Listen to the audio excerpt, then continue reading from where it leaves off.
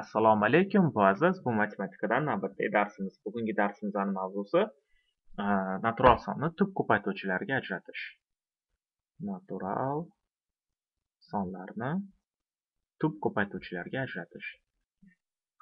Tub ko'paytuvchilarga ajratish. Biz bilamiz, tub sonlarga quyidagi sonlar kiradi. Eng kichik tub son 2, 2 dan boshlanib 3, 5, 7, 11, 13, 17 va hokazo sonlar kiradi. Ya'ni tub sonlar faqatgina birga va o'zigagina bo'linadigan sonlar. O'zigagina bo'linadigan sonlar. Masalan, istagan sonni n deb oladigan bo'lsa, agar faqatgina quyidagi demak ishorani qanoatlantirsa, faqat o'ziga va birga bo'linsa, mana shu sonni n sonini biz tub son deb ataymiz. Demak, agar bizda ixtiyoriy bitta son berilgan bo'lsa, biz uni tub ko'paytuvchilarga ajratishimiz mumkin. Masalan, 48 sonini biz bir qancha sonlarni ko'paytmasi deb yozishimiz mumkin. Masalan, 48 ni biz 24 ko'paytirilgan 2 deb yozishimiz mumkin. To'g'rimi? 24 ni o'zini biz qanaqa yozishimiz mumkin? 24 ni o'zini biz 4 ko'paytirilgan 6 deb yozishimiz mumkin va hokazo. To'g'rimi? Mana shu ba'zan bizga bitta sonni tub ko'paytuvchilarga yoyib yozish biz uchun juda ham muhim. Masalan, umumiy maxrajlarni topishda qo'l keladi bu usul va boshqa bir qancha demak masalalarni ishlashda ushbu usul juda ham qo'l keladi. Shuning uchun biz ba'zan sonlarni tub ko'paytuvchilarga ajratib yozamiz. Buning uchun nima qilamiz? Demak, istagan sonni tub ko'paytuvchilarga ajratish uchun biz o'sha sonni yozamiz, yonidan vertikal chiziq chizamiz va eng kichik tub sonlarga bo'lishdan boshlaymiz. Eng kichigidan har doim boshlaymiz. Demak, eng kichik tub sonimiz necha? Eng kichik tub sonimiz 2. Demak, 2 ni olamiz, tekshiramiz. 2 48 2 ga qoldiqsiz bo'linadimi degan savol beramiz. Demak, 48 2 ga ha bo'linadi, to'g'rimi? Demak, yozamiz 2 ga bo'lingan. Agar 2 ga bo'linmasa 2 ni yozmaymiz. 48 demak 2 ga bo'linadi. Qoldiqsiz bo'lsa necha chiqadi? Bo'linma 24 ga teng bo'ladi, to'g'rimi? Demak, bo'lganimizdan keyin agar ma'lum bir son agar bo'linsa, biz yana o'sha sonni beraveramiz toki o'sha son hosil bo'lgan bo'linmaga qoldiqsiz bo'linguncha. Masalan, hozir 2 qoldiqsiz bo'lindi, to'g'rimi? Agar qoldiq bilan bo'linganda biz 2 ni to'xtatardik, keyingi tub songa o'tardik. Lekin bizda unaqa bo'lmadi. Shuning uchun yana 2 ni qo'yamiz. 2 ni qo'yamiz.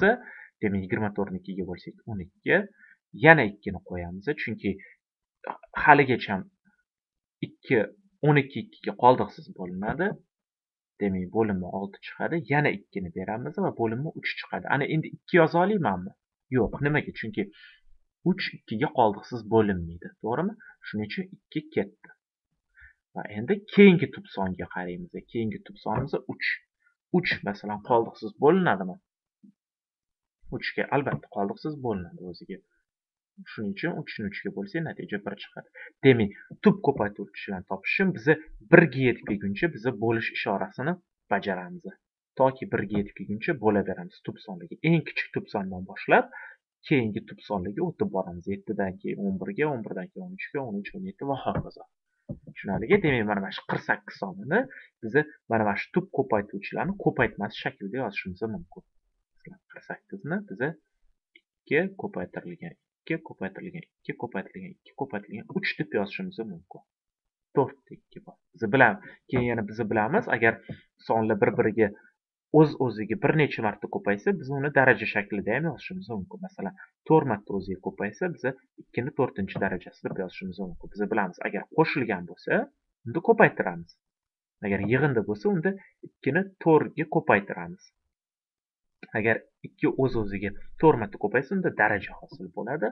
Ya'ni 48 ni biz 2 ni 4-darajasi ko'paytirilgan 3 ni 1-darajasi deb yozishimiz mumkin.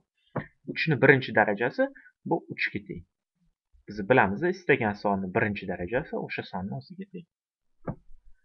Okay? Demak, yana bitta agar sonni ko'radigan bo'lsak, deylik 60 sonini agar biz tub ko'paytuvchilarga ajratsak, xuddi boyagi usuldan foydalanamiz. Demak, eng kichik tub sondan boshlaymiz. Eng kichik tub sonimiz 2. 30, 2, 15. Ana endi 2 ni yoza olmayman. Nimaga? Chunki 15 2 ga qoldiqsiz bo'linmaydi. Keyingi tub sonimiz tub sonini bir yozsak agar 7, 11 va hokazo. 2 demak ketdi. Keyingisi 3.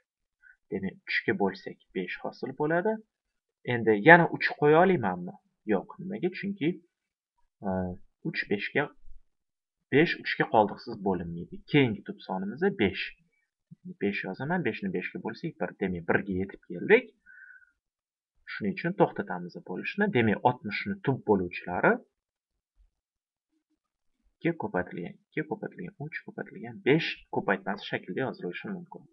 Demak tub ko'paytuvchilari 2 3 5 ga teng. Tushunarlimi? Demak daraja ko'rinishida yozmoqchi bo'lsak, biz quyidagicha yozamiz. 2 ni kvadrati, 3 ni birinchi darajasi, 5 ni birinchi darajasi. Demak, ushbu usul, mana biz hozir ko'rib chiqqan usul, bu tub ko'paytuvchilarga ajratish usuli deyiladi. Bundan tashqari, masalan, biz 60 sonini bo'luvchilari sonini topishimiz ham mumkin. Bo'luvchilari miqdorini ham topishimiz mumkin. Masalan, 60 sonini bo'luvchilari qancha bo'luvchilari bor? 1 ga bo'linadi 60, to'g'rimi? 2 ga bo'linadi 60, 3 ga bo'linadi, 4 ga bo'linadi, 5 ga bo'linadi, 6 ga bo'linadi va hokazo. 7 ga bo'linmaydi lekin. 8 ga ham bo'lmaydi, 10 ga bo'linadi va hokazo, to'g'rimi? Ko'p bo'luvchilar bor. Mana shu bo'luvchilar miqdorini biz qanaqa qilib topamiz? Bu yerda hozir 1 ta, 2 ta, 3 ta, 4 ta, 5 ta, 6 ta, 7 ta hozircha bo'luvchilarni topdik. Lekin bundan tashqari ko'p bo'luvchilar bo'lishi mumkin, to'g'rimi? Mana shu bo'luvchilarni topish uchun biz nima qilamiz? Biz mana darajalarni olamiz-da. Mana shu har bitta darajani olamiz-da. Har bitta darajaga 1 ni qo'shamiz. 2 ga 1 ni qo'shamiz, 1 ga 1 ni qo'shamiz va mana bu darajaga 1 ni qo'shamiz-da. Mana shu yig'indilarni, hamma yig'indini bir-biriga ko'paytiramiz. Hamma yig'indini bir-biriga ko'paytirsak, bizda ma'lum bir son hosil bo'ladi. Demak, bu 3 ko'paytirilgan 2 ko'paytirilgan 2 12 ga teng. Demak, 60 sonini umumiy bo'luvchilari miqdori soni 12 ta. Ya'ni bular qaysilar? Masalan, 60 sonini bo'luvchilari 1, 2, 3, 4, 5, 6, 10, yana 12, 15, yana nechaga bo'linadi? 15, 20, 30 va 60 o'ziga bo'linadi. Demak, hammasi bo'lib 12 ta bo'luvchilar bo'lishi kerak. Demak, 1, 2, 3, 4, 5, 6, 7, 8, 9, 10, 11, 12. Demak, masalamiz to'g'ri ishlandi. Shuning uchun mana shu tub ko'paytuvchilarga ajratish umumiy bo'luvchilar miqdorini topishda ham qo'l keladi. Juda ham foydali hisoblanadi. Buning uchun biz mana shu umumiy ko'paytuvchilar sonini biz daraja ko'rinishida yozamiz.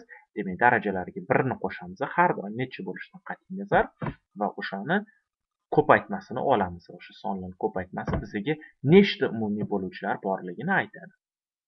Tushunarli? Yana bir so'nggi misol ko'radigan bo'lsak, deylik 90 ni oladigan bo'lsak, deylik 25 sonini olaylik.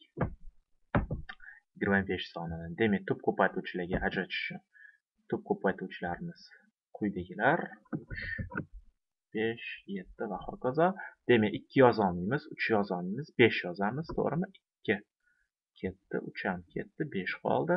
5 ga bo'ladigan bo'lsak 5, yana 5 ga bo'lamiz, chunki bo'linadi va 1 bo'lgani uchun biz tugatamiz bo'lish. Demak, 25 ni hammasi bo'lib 2 ta tub ko'paytuvchilar bor. Ikkalasi ham 5 ga teng 25 ni. Shuning uchun biz 5 ko'paytirilgan 5 yoki 5 ni kvadrati deb yozishimiz mumkin. 5 ni kvadrati deb yozishimiz mumkin. Tushunarlimi? Demak, bu bizani tub ko'paytuvchilarni topish bo'yicha darsimiz bo'ldi. O'ylaymanki, darsimiz qiziqarli bo'ldi.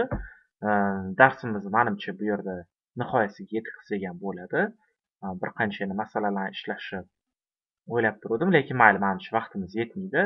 Kitobda lekin bir qancha yaxshi masalalar bor kitobingizda. Shuning uchun men sizlarga juda ham maslahat beraman. Kitobdagi masalalarni mustaqil ravishda bajarishga harakat qilishinglarni va o'ylaymanki, ozgina mashqdan keyin mana shu tub ko'paytirgichlarni topish jarayoni sizlarga ancha tabiiy va oson bo'lib ko'rinadi. Demak, darsimiz yakunlandi. E'tiboringiz uchun rahmat. Sizlar bilan keyingi darsda ko'rishamiz.